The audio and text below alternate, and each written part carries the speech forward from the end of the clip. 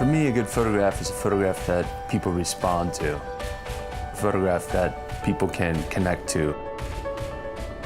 For me, it's not really about the craft at all. It's not about the process of making a photograph, or not even really about the photograph itself. It's more about what the photograph represents, the emotional value of it.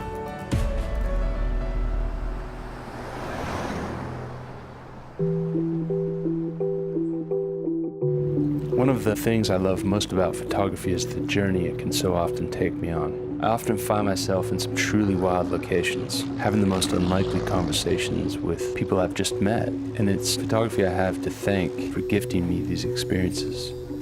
Hey, Walker. Walker, right? That's right. Michael. So we're here to buy a map. Okay. What do you need? We're gonna do a trip up here in the Anacortes, San Juans, Lummi Island. After making a couple of last stops in Seattle, I continued on to the Skagit Valley in Anacortes. When I drive into the Skagit Valley, that is, for me, the center of the earth.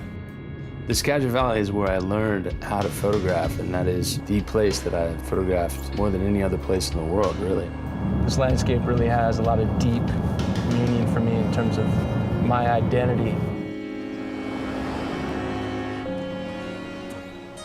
When I'm driving around the Skagit Valley and photographing there, I almost feel as if I'm working in my studio because I know the landscape so well. You know, I know all the viewpoints and I know where the light is going to be and how it's going to look. The Skagit Valley is where I learned how to photograph.